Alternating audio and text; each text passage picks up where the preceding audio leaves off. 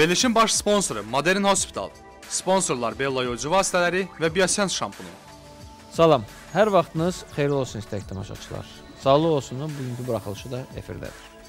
Yəqin ki, həftə boyu səbirsizliklə bizi gözləyirsiniz. Və bugün biz sağlıq olsunun bu buraxılışında sizə hərarətin yüksəlməyi, buna səbəb olan faktorlar, bunun qarşısında, əvvəlində duran xəstəliklər, bunların erkən diaqnostikası və müalicəsi barəsində olacaq. Ona görə də diqqətiniz bizdə olsun. Və həmişə olduğu kimi, verilişimizə başlamamışdan əvvəl bir daha nəzərinizə çatdırmaq istəyirəm ki, siz Sağlıq olsun proqramına Modern Hospitalın baş sponsoru ilə baxırsınız. Modern Hospitalda qaçqınlar, şəhid ailələri, bütün tibb işçiləri, eləcə də təhsil işçiləri müvafiq sənədləri təqdim etməklə il boyu 20%-ə yaxın endirimli instrumental və laborator müayinələrdən yararlana bilərlər. Verilişimizin digər sponsoru saç tökülməsi əleyhinə təbii vasitə olan Biosens saç şampunlarıdır. Nəzərinizə çatdırmaq istəyirəm ki, Biosens saç şampunlarının tərkibində heç bir kimyəvi qatqı yoxdur. O əsl təbii vasitələrdən hazırlanmışdır. Və əgər sizin saç tökülməyinizin səbəbi hər hansı bir orqanizminizdə olan xəstəlik deyilsə, gündəlik həyatınızda Biosens saç şampunlarından istifadə edə bilərsiniz.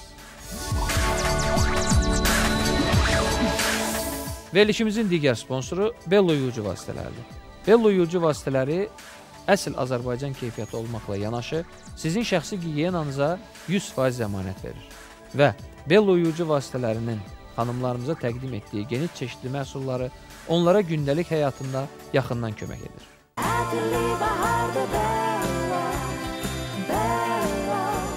Əllərinizi Bello maya sabunları ilə yuyun. Dərinizə xoş ətir və mükəmməl təmizlik bəxş edin. Bello, təravəti hiss edin. Bizim sevimli tamaşaçılarımız artıq bilirlər ki, mövzu bu həftə Sağlıq olsunda hərarətdən olacaq. Çünki həftə boyu izlədiyiniz anonslardan artıq bunun şahidi olmusunuz. Təbii ki, çox maraqlı mövzudur, aktual bir problemdir. İnsan cəmiyyətə gəldiyi gündən, insan yarandığı gündən bu günə qədər bu problem öz aktuallığını tutur. Tibbin nə qədər inkişaf etməyinə baxmayaraq, yenə də bu problem hələ də tam öz həllini tapmayıb. Və bugün məhz imkan daxilində bizə ayrılan bu zaman çərçivəsi arasında sizə bu barədə maksimum informasiya verməyə çalışacağıq. Hərarətə səbəb olan xəstəliklər nədir? Bunların erkən diaqnostikası nə deməkdir? Bunların müasir müayinə və müalicə yolları nə deməkdir? Və bu kimi problemləri çalışacaq ki, studiyamızın təşrif buyuran qonaqları ilə bərabər sizə açıqlayaq. Və studiyamızın həqiqətən bugünkü qonaqlarını, yəni bu mövzunu sizə daha ətraflı çatdırmağınız üçün studiyamıza dəvət etdiyimiz qonaqları bugün sizə təqdim etmək istəyirəm. Studiyamızın bugünkü qonaqları Modern Hospitalın həkim infeksionisti Kəmalə xanım Hüseynova və həkim pediatr uzman doktoru Qabil Mürsəlovdur. Hər ikiniz studiyamıza xoş gəlmişsiniz. Və hörmətli tamaşaçılar, söhbətimizə başlamamışdan əvvəl istərdim ki, nəzərinizə çatdırım ki, ümumiyyətlə, hər bir canlı orqanizmə yaşamını xarakterizə edən faktorlardan biri də onun orqanizmində bəlli bir hərarətin olmağıdır. Yəni, bu hərarət normal 36,5-37,2 Selsi dərəcə kimi nəzərdə tutulur, qəbul edilir daha doğrusu. Və orqanizm özünü bu hərarəti balans eləyir. Nə aşağı düşməyinə qoymur, nə yuxarı çıxmağına qoymur. İnsan ana bətnə düşən gündən belə xüsusi bir hərarətə malikdir, ta ki insan böyüyüb, yaşlaşıb, həyatını dəyişənə qədər. Ən çox isə orqanizmdə hərarət bağırsaqlarda sayılır ki, 37,5 dərəcə Selsi sayılır və hərarətin orqanizmdə bundan yüksəyə çıxmağı artıq hərarət kimi qəbul olunur. Qəbul olunur ona görə ki, bu orqanizmdə hər hansı bir yer dəyişmənin səbəbində və yaxud orqanizmdə olan hər hansı bir xəstəliyin səbəbində yaranır. Qabil doktor, istərdim mövzumuzu sizdən başlayayım. Nəyə görə? Çünki insan övladı nəyə də biganə yanaşsa, həyatda biganə yanaşmadığı varlıq onun övladıdır. Yəni, uşaqlarda insan özündə bir hərarət olanda hər hansı bir dərmanla bunu salmağa çalışır. Lakin övladında olanda mütləq ən azından bir həkimlə məsləhətləşim, həkimlə konsultasiya edim fikrinə gəlir. Düzdür, uşağına da o türkə çarə metodları ilə bu hərarətini salmağa çalışır. Keçərsə keçir, keçməyəndə artıq ertəsi gün və yaxud bir neçə gün sonra məcburən həkimə müraciət etmiş olur. Mən istərdim, bax, söhbətimizi sizdən başlayaraq, hərarət nədir? Hansı dəyərlər, temperaturun neçə dərəcədən yüksək olmağı uşaqlarda hərarət kimi qəbul olunmalıdır? Bax, istərdim bu sualla başlayaq.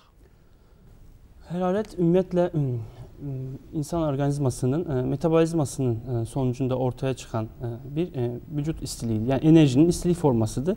Biz uşaqlarda hərarəti müxtəlif yerlərdən baxa bilirik. Yəni, əsasən valideynlər hərarəti qoltuq altından, civə termometriyası ilə qoltuq altından baxır. Biz əsas qulaq termometriyası, qoltuq altı termometriya, bir də anal nahiyədən baxılan hərarət, 3 cür metodumuz var dəyərləndirmək üçün. Hər birində də fərqli rəqəmlər var. Qoltuq altı üçün bu rəqəm 37.2 olaraq dəyərləndirilir. Əgər uşağınızda qoltuq altında civə termometri ilə baxılan hərarət 37.2-nin üzərindədirsə, artıq hərarət var deyə bilərik bu uşaqda. Dil altı baxılanda 37.3, anus nahiyəsindən baxılanda, anal nahiyədən baxılan hərarət isə 37.5-in üzərində patolojik olaraq sayılır. Bunlar əsasən bu dəyərlərin üstündəki hərarət subfebril hərarət, yəni çox da yüksək olmayan hərarət sayılır. Qoltuq altı baxılan hərarətin 38,5 üzərində olduğu dəyərlər isə artıq ciddi bir patologiyadır, ciddi bir siqnal olaraq bizim dəyərləndirməmiz lazımdır. Bu şəkildə hərarəti biz bu şəkildə dəyərləndiririk. Ailələrə də 38,5 qoltuq altı baxılan hərarətin 38,5 üzərində olması durumunda mütləq və mütləq altda yatan bir ciddi səbəbin ola biləcəyini bildirmək istəyirəm buradan. Uşaqlarda hərarət nə qədər ciddiyə alınmalıdır? Bu hərarətin altında hansı səbəblər dura bilər? Yəni, hərarət varsa, valideyn düşünsün ki, bax, bu hərarətin səbəbi nə isə bir xəstəlik ola bilər. Burada biz əsasən yeni doğulan dönəmdəki hərarət mütləq və mütləq hər zaman ciddi patologiyalar olaraq dəyərləndirilməlidir və altdakı səbəb ortaya çıxarılana qədər mütləq araşdırılmalıdır, yəni ciddi incələmələr aparılmalıdır. Ailələr əsasən biz burada yaşa bölürük uşaqları. 0-cı gündən 3-cü aya qədər olan uşaqlarda İstənilən o dediyim dəyərlər, üzərindəki dəyərlər, rəqəmlər mütləq və mütləq ciddi patologiyaların, istər üst tənəffüs yolları, istər bağırsaq həzm sistemi, istər dəri infeksiyaları və ya orta qulaq infeksiyası, yəni xəstəliyin diaqnozu qoyulana qədər bu hərarət ciddi olaraq sayılmalıdır və ailə mütləq 3 ayın altındakı uşaqlarda hərarət olduğu zaman özləri türkə çarələrə başvurmamalıdırlar. 3 aylıq altında uşaqlar üçün deyirəm bunu.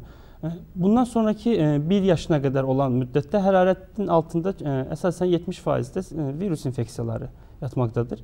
Ancaq yenə də hiperpreksi dediyimiz 38-39 dərəcə, 40 dərəcənin üzərindəki hərarətdə mütləq və mütləq bakterial infeksiyalar, yəni müxtəlif orqan və sistemlərin bakterial infeksiyaları, böyük yaşlı uşaqlarda otoimmun xəstəliklər, malignansi durumları, yəni malignansi dediyimiz bəd xəstəli törəmələr və ya bəd xəstəli limfomalar, leykozlar, bunlar da hərarətlə özünü göstərdiyi üçün, yəni hərarət bir xəstəliyin ilkin simptomatikası ola bilər və ailələr yüksək hərarətdə mütləq və mütləq pediatrın, uşaq həkiminin müayinəsindən uşaqlarını köçürməlidirlər. O qeyd etdiyimiz qoltuq altı ölçümdə 38,5-dan yüksək olduğu bəli, ancaq dediyim kimi, yəni 3 ayın altında uşaqlarda bu dəyər mütləq və mütləq ciddiyə alınmalıdır. Çünki 3 ayın altındakı uşaqlarda immun sistem tam oturmamışdır.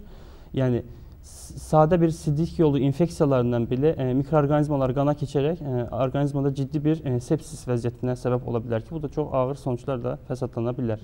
Bax, hərarəti ümumiyyətlə bir qrupa bölək, həm uşaqlarda, həm böyüklərdə.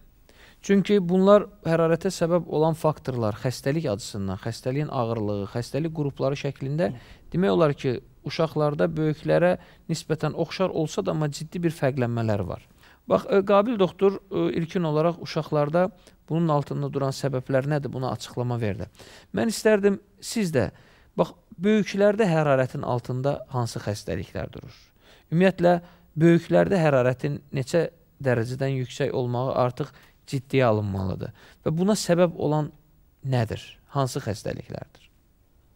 Böyüklərdə əsasən bu infeksion, klassik infeksion xəstəliklər kimi hərarətin qalxması müşahidə olunur və bir də qeyri-infeksion xəstəliklər kimi müşahidə olunur və infeksion iltihabi xəstəliklər kimi, daxili orqanların xəstəlikləri kimi biz bunların rastlaşırıq. Qeyri-infeksion iltihabi xəstəliklər kimi daxili orqan xəstəliklərə daxil olaraq bu qaraciyər, böyrək, ağciyər xəstəliyi, yuxarı tənəffüs xəstəlikləri müşahidə edirik. Ürək xəstəliklərində biz bunları müşahidə edirik. Məsələn, bakterial biz endokarditdə müşahidə edirik ki, bakterial endokardit, burada hərarətin yüksəlməsini müşahidə edirik, bakterial floranın qarışmasını biz müşahidə edirik ürək xəstəliklərində. Böyrək, sidik cinsiyyət üzvləri xəstəliklərində də belə bir hallar hərarətin yüksəlməsi də 39 dərəcədən qalxa bilər. Tənəffüs orqanlarından əsasən rast gələn hərarətin yüksəlməsi, biz bunu tamaşaçılara bildirməliyik ki, bu əsasən biz ehtiyat etməliyik bu vərəm xəstəliklərindən, tuberkuloz deyilən bir xəstəlikdən. Burada nespesifik vərəmlərə biz daha diqqət yetirməliyik ki, burada xəstələr uzun sürəkli bir qızdırmalarla, hərarətlə müşahidə olunur və onlar belə xəstəlikləri düz diaqnostika vaxtında olmur. Çünki xəstələrdə qızdırma əsasən səhər çox yüksək olur, axşama o daha enmə müşahidə olunur. Ona görə bunları məsləhət görülür ki, daha da həkimə yanaşmalı və daha dəqiq bir müayinələrdən keçməsi məsləhət olunur. Bəzən hallarda, yəni demək olar ki, böyüklərdə metabolik proseslərin dəyişiklikləri əlaqədar olaraq da hərarətin qalxması müşahidə olunur. Bu da biz müşahidə edə bilərik ki, diffuz zoblarda, bəzi şəkərli diabetlərdə də biz bunu nəzərə ala bilərik. Qeyd etdiyiniz kimi, mən də bir endokrinoloq kimi buna fikrimi bildirmək istəyirəm. Həqiqətən, məsələn, qalxanvari vəzin hipofunksiyası var, yəni hormonal vəziyyətin aşağı olduğu durumlar var və yüksək olduğu durumlar var, zəhərli zoblar. Aşağı olduğu durumlarda hərarət aşağı olur. Yəni 36 dərəcə yarımdan da aşağı müşahidə edilə bilər ki, xəstə deyir, üşüyürəm. Termometrlə ölçürəm, temperaturum çox aşağıdır. Zəhərli zoblarda isə, toksik zoblarda əksinə, temperatur yüksək ola bilir.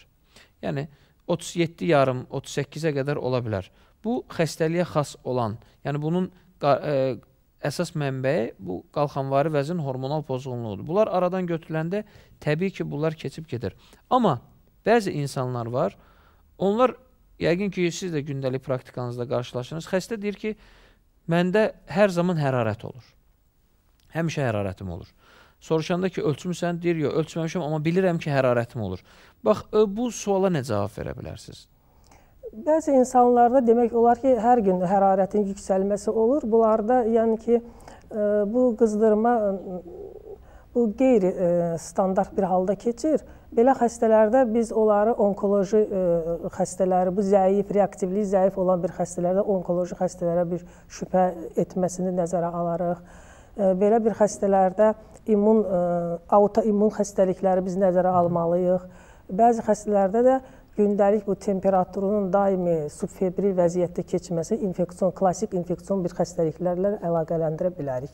Yəni bu halda artıq bu durum araşdırılmalıdır. Bəli, bu halda bu durum araşdırılmalıdır. Xəstə əsası inkar edilməlidir. Bu infeksion xəstəliklərin bir özəli inkar edilməlidir ki, başqa bir xəstəlikləri biz ocaqlı bir amma xəstəyə o hissin gəlməyi ki, bunun temperaturu yüksəkdir, bu heç o demək də deyil ki, bunun temperaturu yüksəkdir, eləmi?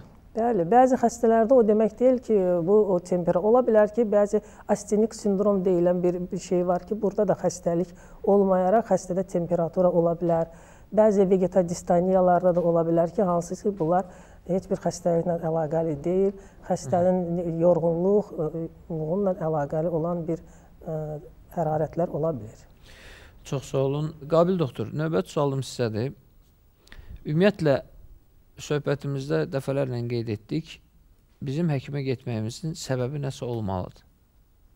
Səbəb olmadan heç kim öz xoşundan, hətta sağlamlıq orqanizminə ən dəyərli bir Allah Taala'nın insana bəxş etdiyi varlıq olsa belə, onun keşiyində durmaq naminə də olsa, boş yerə həkimə getmir. Bax, bizi izləyir valideynlər hal-hazırda.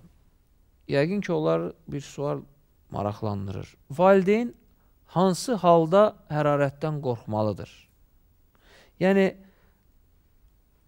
bu hərarətlə yanaşı hansı simptomlar, hansı şikayətlər olanda uşaqda valideyn düşünməlidir ki, mən dərhal uşağımı, övladımı həkimə aparmalıyım? Əlbəttə ki, hərarət hər zaman patolojik bir xüsusiyyət daşımır.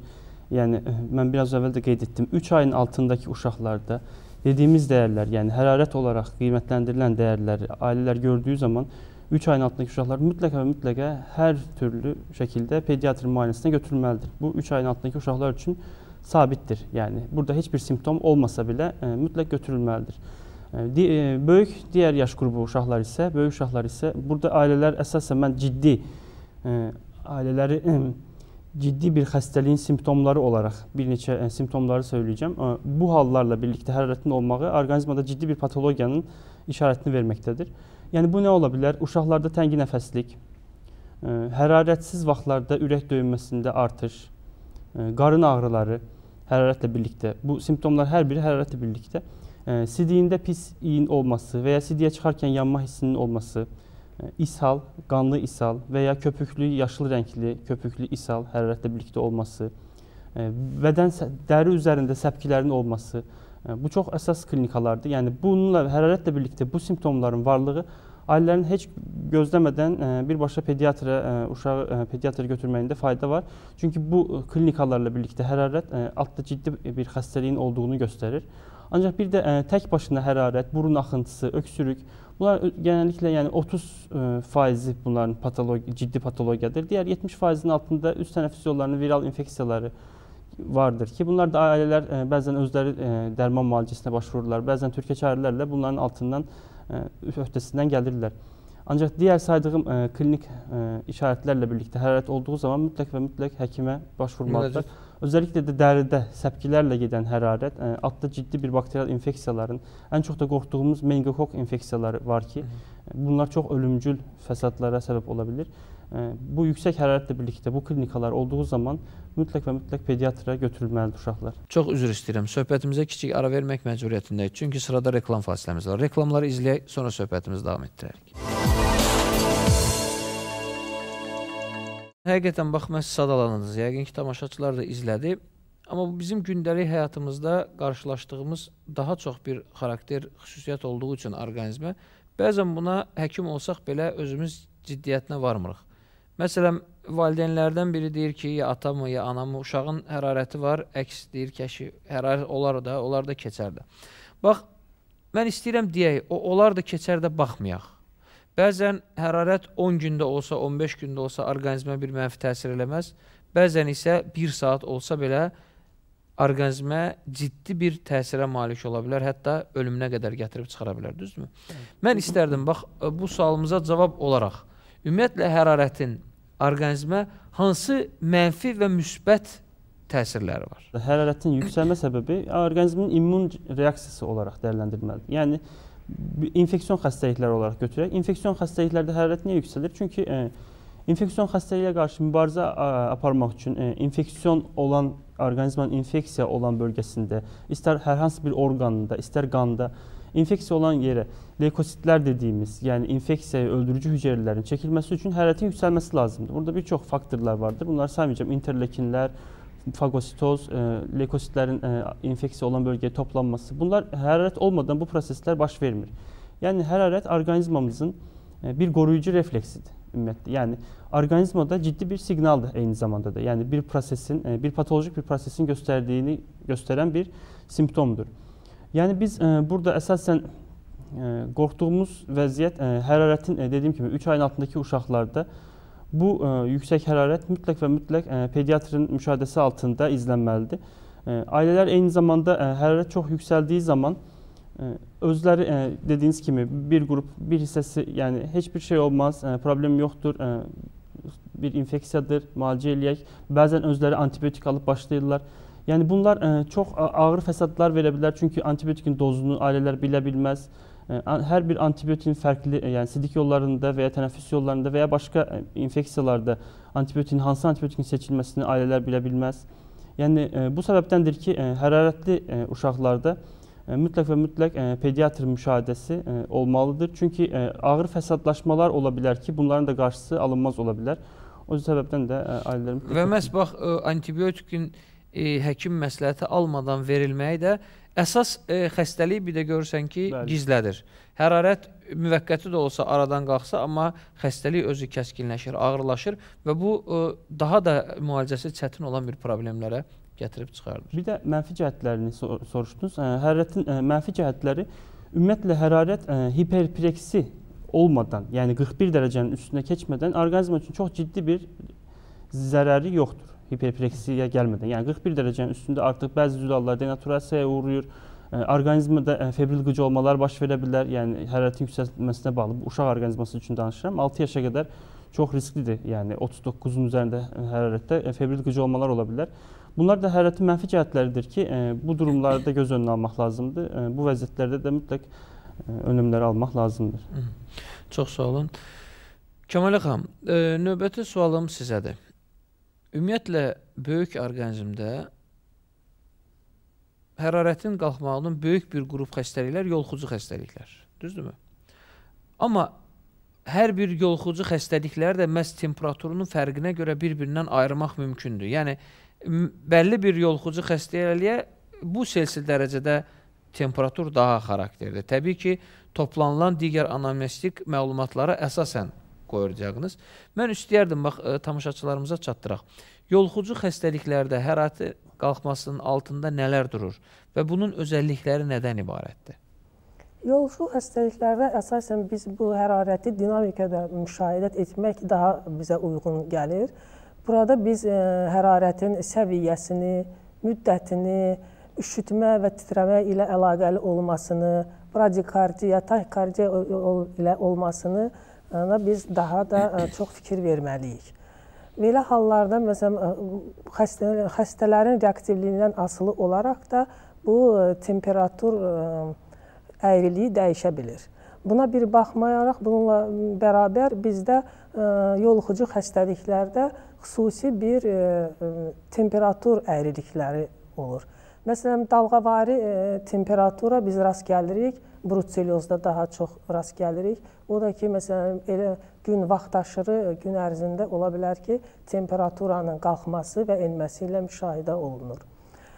Biz fasiləli bir temperatur, hərarət biz müşahidə edə bilərik ki, ola bilər ki, 1-3 gün hərarətin qalxması olsun, bir neçə gün enməsi olsun. Bunu da malyariyada biz diqqət yetirilməlidirlər xəstələr ki, ona görə də onlar məsəl üçün hiss eləndə ki, bir günlük temperatura bir gün var, bir gün fasiləlidir. Məsəl üçün 4 günlük malyariyada 2 gün hərarət ola bilər, 2 gün fasiləli ola bilər. Ona görə də onlar həkimə müraciət etməsi. Mən xahiş edirəm, burada hərarətin neçə dərəcəyə qalxmağını da qeyd eləyək ki, yəni insanlar bilsin. Burada məsəl üçün temperatur qalxa bilər 39-40 dərəcəyə, 41 dərəcədən qalxa bilər. Baş ağrısı, kəskin baş ağrısı ilə qalxa bilər. Tərləməyə ilə müşahidə olunur və temperaturun enməsi 37-37,1 dərəcəsinə qədər enməsi müşahidə olunur. Məsələn, belə temperaturun yüksəlmələri demək olan müddəti 3 saata, 1 saata, 2 saata qədər davam edə bilər. Sonra bizdə üzücü temperaturlar olur ki, onlar da daha çox rast gəlir, irinli bir proseslərdə rast gəlir. Bu podiafragma abseslər ola bilər, empiyemalar ola bilər, başqa bir xəstəliklərdə rast gələ bilər. Qızıl yeldə də belə bir temperaturunu əyrilik bizə müşahidə eləyirik. Daimi bir temperatura ola bilər ki, burada hərarətin enməsi və 1 dərəcə fərqli olur, 1 dərəcə. Bu da ki, bizdə pnevmoniyalarda müşahidə olunur, brutseliozun əvvəlki periodunda biz müşahidə eləyə bilərik. Çox sağ olun. Mən sizinlə həm həkim tərəfdən danışıram və eləcə də tamaşaçılarımızın yerinə qoyuram və çalışıram ki, bu problemi daha da ətraflı tamaşaçılarımıza çatdıraq. Çünki məqsədimiz budur. Təbii ki, hər bir insana, hər bir xəstəliyə yanaşım həkimin xəstəyə yanaşımından başlayır və müalicə də ondan başlayır. Qabil doktor, bax istərdim sizdən başlayaq bu suala cavabı. ümumiyyətlə, hərarətli uşaqlara pediatrın ümumi baxışı nə cür olmalıdır? Bunu niyə sizə sual verirəm? Çünki siz uzun illər Türkiyədə yaşamısınız. Universitet bitirmişsiniz, uzmanlığı orada bitirmişsiniz. Yəni, burada həqiqətən uşaqlara yanaşım, uşaqların xəstəxanaya qəbulundan müayinə, onlarla həkimin və yaxud valideynlərinin yanında həkimin davranışı, qaydaları belə tamam fərqlidir. Məhz uşaq tanımır həkimi, hamı da ağ xalatdan qorxur və həkimə gələndə bir həyəcana səbəb olur. Bu həyəcan belə temperaturun dəyişməyinə səbəb ola bilər. Bu halda ümumiyyətlə siz dünya praktikasından bir dərs almışsınız. Həkim pediatrın hərarətli uşağa yanaşımı nə cür olmalıdır? Həkim pediatrın hərarətli bir uşaq gəldiyi zaman biz bütün tibbi qaydalar əsasında ilk əvvəl anamnez, hər zaman anamnez olur. Biz burada ailə ilə çox açıq və ayrıntılı yəni anamnezi almaq məcburiyyətindəyik. Uşağın qidalanma vəziyyətindən, ailənin ev şəraitindən, eyni zamanda ailənin qidalanma vəziyyətindən, ailədə xəstələrin olub-olmamasından, infeksiyon xəstəliklərinin olub-olmadığından, yəni ailədə hər bir şey ayrıntılı bir şəkildə soruşulmalıdır ümumiyyətlə, anamnez olaraq. Biz burada anamnez olaraq bir çox xəstəliklərin diaqnozunu sadəcə anamnezdən belə bəzi xəstəliklərdə qoya bilirik. Məsələn üçün, ailədə ikinci bir xəstənin olması və ya hər hansı bir qida yedikdən sonra ailədə ananın, atanın və uşağın eyni şikayətlərlə gəlməsi, anada da və atada da eyni şikayətləri, qida zəhərlənmələri, bunlar da hərarətli ola bilər, stafilokok zəhərlənmələri. Yəni burada işin 60% ailə ilə olunan söhbətlə ən azından 60%-ni həll etmiş oluruq. Uşaqlarda ikinci adımımız isə müayinədir. Müayinədə biz burada əsasən hərarətli uşaqlar mütləqa və mütləqa pediatrın qəbuluna gəlindiyi zaman qəbul sırasında da hərarətinə mütləqa və mütləqa baxılmalıdır. Biz qoltuq altı və ya orta qulaqdan, yəni xarici qulaq yolundan baxırıq hərarətə. Dediyim dəyərlərin üstündə hərarət yenə də patolojik olaraq qəbul edirik. Üçüncü əsas addımımız isə uşaqların çıplaq şəkildə müayinə edilməsidir. Hərarətli gələn hər bir uşaq yaş etibarı, yaşına baxılmadan mütləq və mütləq ayrıntılı işıq altında və çıplaq şəkildə müayinə edilməlidir. Saçlı dəridən dırnaq ucuna qədər, yəni biz hərarətli uşaqlarda mütləq və mütləq ağciyər müayinəsi, göz müayinəsi, orta qulağın müayinəsi, daxili qulağın müayinəsi, ağız-boğaz müayinəsi, bütün orqan və sistemlərin ayrıntılı şəkildə müayinəsi, anal nahiyə, yəni xırda bir anal absə ola bilər, hərarət verə bilər, ancaq pediatr sadəcə askultasiya, ağzına, boğazına baxaraq, yəni bir də qarnını palpasiya edərək bunu gözdən qaçırmış ola bilər. Uşaqlarda əsasən və əsasən hərarətli uşaqlarda mütləqa çıplaq müayinə əsasdır. Ki biz də klinikamızda bu şəkildə hərarətli uşaqlara çox həssas yaxınlaşırıq. 3 ayın altındakı uşaqlarda isə əsasən bu müayinə ilə birlikdə mütləq laboratoriyaya başvurmalıyıq. Nəyə görə? Çünki 3 ayın altındakı uşaqlarda klinikalar bir-birlə çox qarışa bilər. Məsələn, 3 ayın altındakı uşaqlarda və özəlliklə də yeni doğulan uşaqlarda meningitin simptomları böyük insanlardakı kimi olmur. Yəni, ənsə sərtliyi olmur. Sadəcə hərarət və ağlamaqla beyin qışalarının iltihabı sadəcə ağlamaqla və hərarətlə özünü göstərə bilər. Burada biz mütləq laboratoriyaya başvurmalıyıq ki, dünya standartında da burada bəzi dəyərlər mütləq baxılmalıdır. Biz burada 3 ayın altını götürürük, ancaq son zamanlar artıq 1 yaşın altında hərarətlə gələn hər hansı bir uşaqda mütləq və mütləq bunlar baxılmalıdır. İstər müayinədə patolojik dəyərimiz olsun, istər müayinədə heç bir patologiya olmasın. Bunlar nədir? Qanın ümumi analizi, sidiyin ümumi analizi, əgər ishalı varsa, yəni sulu nəcisə çıxması varsa, diareyası varsa, nəcisin ümumi analizi və ağciyər rentgenografiyası ki, askultasiyada bəzən heç bir patolojik səslər olmaya bilər, ancaq pnevmoniyanın ilkin başlanğıcı və ya gizli pnevmoniyalar, atipik pnevmoniyalar bu şəkildə özünü göstərə bilər ki, bu 4-5 analiz mütləq olunmalıdır. Bəzən ailələr də buna qarşı çıxmaq istəyirlər. Yəni, çox analizlərə, çox rentgen qrafiyalarına, sidik ümumiyyətlə analizlərə qarşı bir ümumi dirənç əmələ gəlmiş. Ancaq burada dediyim kimi 1 yaşın altında bunları mütləq və mütləq almaq lazımdır. Sidikdə baxın, sidik yollarında leykositlərə baxmalıyıq mütləq. 5-in üzərində görmə sahəsində, 5-in üzərində leykositlər ciddi patologiyaların olduğunu göstərir. Pielonefritlər ola bilər burada. Əgər diareyası varsa, mütləq nəcisin ümumi analizinə baxılmalıdır. Bəzi uşaqlarda hətta qanın, sidiyin əkilməsi gərəkə bilər.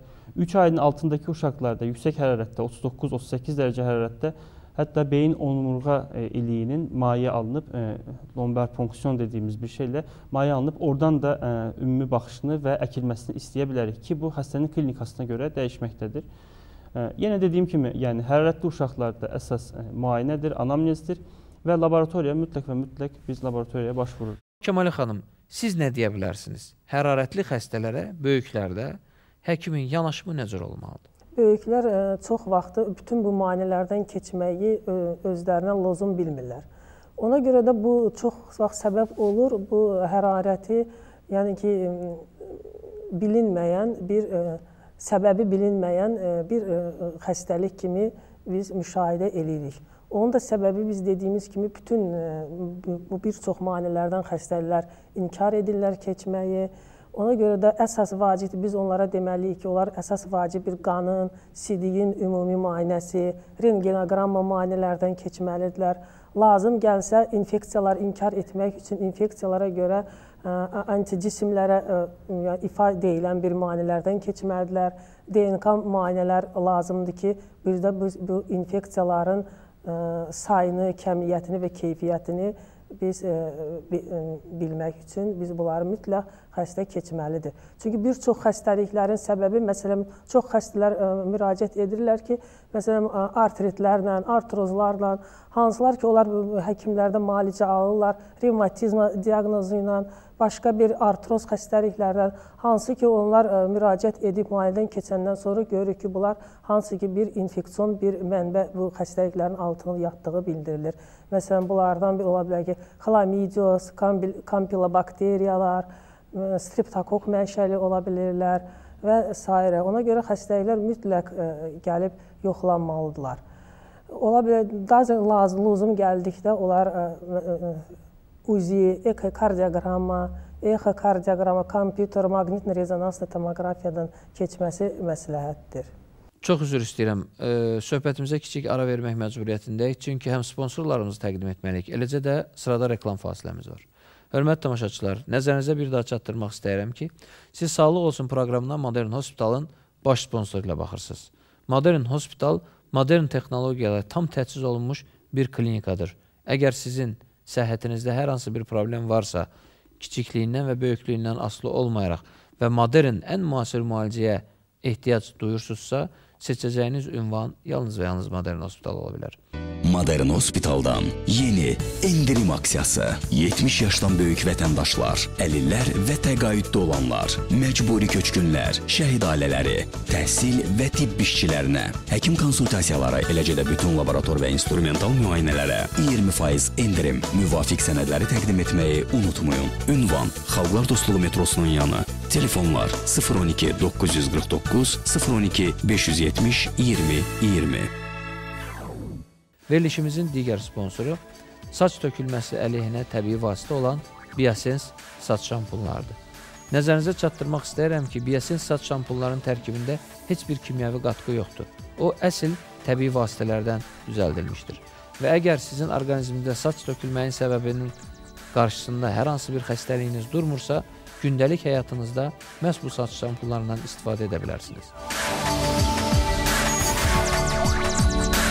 Sağlıq Olsunun digər sponsoru isə Bello yuyucu vasitələridir.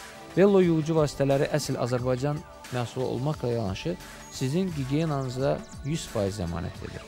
Və Bello yuyucu vasitələrinin xanımlarımıza təqdim etdiyi yüksək çeşidli məhsulları onların gündəlik həyatında onlara ən yaxından yardım edən vasitə olacaqdır.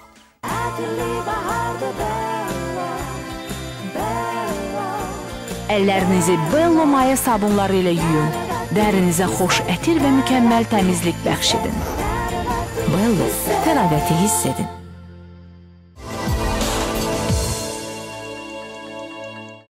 Qabil doktor, qorxmasaq getmirik həkimə.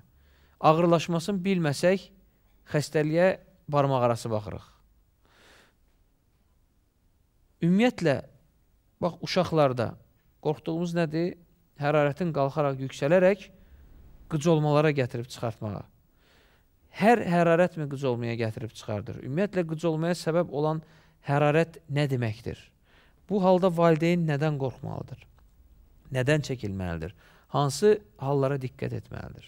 Ümumiyyətlə, hərarətlə bağlı qıcolmalar uşaqlıq yaş qrupunda bütün uşaqlarda görülən bir simptom deyil. Bütün uşaqlarda görmürük. Hərarətə bağlı qıcolmalar genetik xüsusiyyət daşıyır. Yəni, əgər ailədən soruşarsaq və nəsli 1-2 nəsil geriyə baxarsaq, yəni və ya atasında, və ya babasında, və ya dayısının uşaqlarında hərarətə bağlı qıcolmalar olan xəstələrin olduğunu görərik. Hər hərarət qıcolma olmur, etməz. Əsasən bu xəstənin özünə bağlıdır, yəni xəstənin genetiyinə bağlıdır. Yəni, bütün uşaqlar hərarət yüksəldiyi zaman qıcolma ilə getmir. Əsasən 6 ay ilə 6 yaş arasındakı uşaqlar yüksək hərarətdə və genetik meyillilik varsa, hərarətə bağlı 38.5 dərəcə Selsiyin üzərindəki hərarətdə qıcolmalar verə bilər. Bu, ilk hərarətdə də ola bilər, ilk xəstəliyində və ya bir neçə hərarətli dönəmdən sonra olmayıb, sonrasında da ola bilər. Ancaq bunlar 6 aydan sonra tamamən keçən bir simptomatikadır. Ailələr bundan çox qorxurlar. Əslində, klinik olaraq hərarətə bağlı qıcolmalar 6 ay ilə 6 yaş arasında uşaqlarda normada genetik meyillilik olan uşaqlarda görülən bir simptomatikadır. Bunlar epilepsiya üçün risk faktoru əmələ gətirmir. Sadəcə bir hissəsi ailədə əgər genetik olaraq epilepsiya varsa, hərarətə bağlı qıcolmaya meyilliliyi olan uşaqlar 20'li yaşlardan sonra 1% kimi bir aşağı bir rəqəm var ki, epilepsiya əmələ gələ bilər bu uşaqlarda. Əsasən bunlar nəyə bağlı olur? 38,5, yəni 38.5 santiqrad üstündə, Selsiyin üstündə olan hərarətdə ailələr bu qıcolmaları rast gələ bilərlər artıq. Bu qıcolmalarda ailələrin etməsi gərəkdiyi şey, qıcolmalar zamanı uşağın ağzına əllərini soxmamaq, uşağı yan yatırmaq, ilkin təcili tibbi yardımı çağırmaq və məsləhət görürəm, əgər belə uşaqları olan valideynlər varsa, ticari ismini verməyəcəm, ancaq midazolam dediyimiz tubiklər vardır ki, bu tubiklər anus nahiyəsindən uşağa verilir. Yəni, bu qıcolmalar olduğu zaman uşağı yan yatırmaq, ağzından köpüğünün gəlməsini rahatlaşdırmaq və bu tubiyi verdikdən sonra anal nahiyədən yaxın yerdə olan təcili tibbi yardımı çağırıb xəstəxanaya başvurmaqlarında fayda var. Bu hərarətə bağlı qıcolmaların da 2 forması var. Bunlardan biri sadə qıcolmalar dediyimiz bir formadır ki, bu qıcolma 15 dəqiqənin üzərində olmur, bir gündə 2 dəfə təkrarlanmır və epilepsiya riski də daşımır. İkinci isə komplikə dediyimiz ağırlaşmış qıcolmalardır ki, qıcolma 15 dəqiqənin üzərində sürür, müalicəyə baxmayaraq. Bir gündə 2 dəfənin üzərində təkrarlayır və böyük yaşlarda epilepsiya riski əmələ gətirir. Dediyim kimi 1%lik az bir rəqəm. Belə hallarda ailələr əsasən yüksək hərarətli uşaqlarda uşağımız qıcolma olacaq, yəni çox yüksək hərarəti var, hərarətini mütləq düşürmək lazımdır. Yəni, müalicə 3 günlük bir müalicə, diaqnoz düzgün qoyulmuşdursa, 3 gündən sonra infeksiyon xəstəliklərdə qızdırmanın qarşısı, yəni hərarətin qarşısı alınmış olur. Bu 3 günü səbr etmələr lazımdır. İlk 72 saat deyirik biz buna infeksiyon xəstəliklərdə. Yəni, antibiotiklərin də təsiri ilk 72 saatdan sonra özünü göstərir. Əgər altda yatan səbəb infeksiyon xəstəlikdirsə, ilk 3 gündə bu qızdırmanı sadəcə medikal vasitələrlə düşürməyə çalışacaqlar. Qıcolmalar üçün də yenə dediyim kimi genetik meyillilik varsa, genetik meyillilikdə bu qıcolmalar olur. 6 yaşından sonra da tamamilə keçir. Sadəcə və sadəcə %1 epilepsiya riski vardır ki, bunu da öncədən proqnozunu biz heç bir şəkildə verəmirik. Sadəcə dediyim kimi ağırlaşmış qıcolmalarda %1. Sadə qıcolmalarda heç bir risk daşımır. Sağ olun. Qabil doktor, bir qrup insanlar da var. Deyir, bütün xəstəxanaları gəzmişəm. Xaricə də getmişəm, İranda da olmuşam, Rusiyada getmişəm, Türkiyədə də olmuşam. Amma qızdırmamın səbəbi tapılmır. Tapılmır. Bu, uşaqlarda da olur, böyüklərdə də olur. Ümumiyyətlə, səbəbi bilməyən hərarət nədir? Ümumiyyətlə, səbəbi bilməyən hərarət uşaqlıq yaş qrupunda nadir görülən bir əlamətdir, nadir görülən bir sindromdur. Ancaq yenə də mütləq və mütləq altında böyük yelpazə şəklində xəstəliklər vardır ki, bunların hamısının çox yorucu bir prosedurdur. Ailə üçün də, böyüklər üçün də, yəni uşaq üçün də, ailələr üçün çox yorucu bir prosedurdur. Çünki səbəbi bilinməyən hərarət biz tibbi, yəni lüğət olaraq bu şəkildə deyirik. 3 həftə və üzərində olan hərarət və 3 həftə müddətində müxtəlif laborator analizlərə, müxtəlif həkim müayinələrinə rağmen diaqnozu qoyulmayan 3 həftənin üzərində olan hərarət səbəbi bilinməyən hərarət olaraq dəyərləndirilir tibbdə. Əslində bunun, yəni ailələrə görə səbəbi bilinməyən və tibbə görə səbəbi bilinməyən, ancaq ileri analizlərdə daha uc analizlər getdiyimiz zaman altında mütləq bir səbəbi olan bir hərarətdir. Yəni adı səbəbi bilinməyən hərarət deyirik, ancaq illa bir səbəbi var. Bu uşaqlarda biz artıq çox geniş bir analiz ehtiyacımız olur. Burada serologiyalar dediyimiz kimi, yəni virus mənşəli serologiyalar, toksoplazmalar infeksiyaları, sitomegalovirus infeksiyaları, bunlar mütləq baxılmalıdır. Bir qrup uşaqlarda otoimmun xəstəliklər ola bilər, antinükleer antikorlar dediyimiz, yəni orqanizmanın öz hüceyrələrinə qarşı immun sisteminin cavab reaksiyası olaraq öz hüceyrələrinə qarşı mübarizə oluşturmasıdır ki, bu da səbəb bilinməyən hərarətə səbəb ola bilər.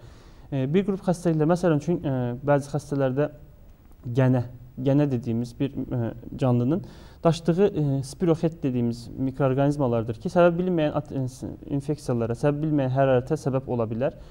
Bunlar diaqnozu çox çətin qoyulan xəstəlik qrupudur.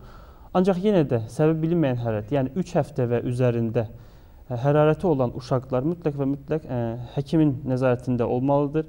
Altda çox geniş bir xəstəlik qrupu vardır. Otoimmun xəstəliklər, onkolojik xəstəliklər, limfomalar, leykozlar, gizli hüceyrə daxili infeksiyalar, xlamidiyalar, spiroxetlər. Bunlar mütləq və mütləq altdakı səbəblər mütləq araşdırılmalıdır, ortaya qonulmalıdır.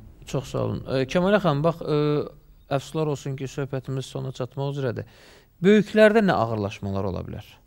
Böyüklərdə hərarətin yüksəlməsi ilə əlaqədar bizdə hərarətin yüksəlməsi ilə əlaqədar ötürücü sinir impulsların pozulması nəzərə çarpır. Onlar da böyüklərdə böyük bir ensefalopatik ağırlaşmalara gətirir, çıxardır, sinir pozğunluqlarına gətirir, çıxardır. Ona görə xəstələrimizə tövsiyələrimiz odur ki, vaxtında temperatur yüksələrkən həkimə müraciət etsinlər və onlar özləri evdə bilmədən antibiotiklərdən istifadə etməsinlər. Çünki bunları antibiotikləri özləri bilmədən, yəni müddətini az istifadə etdikdə onlarda bakteriyalara, viruslara hissiyyat pozğunluğu əmələ gəlir və bakteriyalar bu həssaslı olurlar. Ona görə də biz müalicə edərkən biraz çətinliklər törənir. Daha bir yüksək antibiotikləri biz son nəsil istifadə etmək məcburiyyətində qalırıq. Ona görə də həkimə müraciət etsinlər və öz başına tövsiyələrimiz odur ki, heç bir müdaxilələr eləməsinlər. Vaxtında xəstəlikləri, bəzi xəstəliklər var ki, onlar maskirovka olunur. Bizə çətin olur ki, şərti patogen, bu əsasən şərti patogen mikroflorada olur ki, onlar da bir şəkili, xəstəliyin şəklini itirirlər. Ona görə də həkimə vaxtında müraciət etməsini tövsiyə edir. Həqiqətən çox maraqlı söhbətdir. Adam ayrıla da bilmir, amma əfsuslar olsun ki, verilişimiz artıq sona çatmaq üzrədir. Və hörmətli tamaşaçılar, studiyamızın bugünkü qonaqlarını bir daha sizə təqdim etmək istəyirəm. Studiyamızın bugünkü qonaqları Modern Hospitalın əməkdaşlarıdır. Həkim infeksionist Kəmalə Hüseynova və həkim uzman pediatr Qabil Mürsəlov idi. Hər ikinizə studiyamıza təşrif buyurduğunuzda bu cür maraqlı söhbətlərinizə görə həm öz adımdan, eləcə də bizi izləyən tamaşaçılarımız adından minnətdarlığımı bildirirəm. Və hörmətli tamaşaçılar, üzümü sizə tutub onu demək istəyirəm ki, əgər sizin övladlarınızda və yaxud sizin özünüzdə hərarət qalxarsa, bunun öz-özünə və yaxud türkəçarə yollarla keçməsini gözləməyin. Bundan ötürü ixtisaslı həkimlər, ixtisaslı laborator və instrumental müayinələrə malik klinikalarımız var. Və sağlamlıq həyatda ən dəyərli nemətdir. Onun qədrini, onu vaxtında bilmək lazımdır. Çox sağ olun bir daha. Verilişin baş sponsoru Modern Hospital. Sponsorlar Bella yolcu vasitələri və Biosens şampunu. Bax belə, hörmətli tamaşaçılar. Sağlıq olsun, bugünkü buraxılışda bu cür sona çatdı. Sizə çatdırmaq istədiklərim bu qədər. Düşünürəm ki, bugün də sizə kifayət qədər məlumat verdik. Bundan nə dərəcədə yararlandınız, bunu siz bilin. İnşallah gələn həftə daha maraqlı mövzularla ekranlarınızın qonağı olacağıq. Ona görə də hər həftə Sağlıq olsun verilişinin növbəti buraxılışını izləməyi unutmayın. Sağ olun, sağlıqla qalın. İnşallah gələn həftə görüşənərik.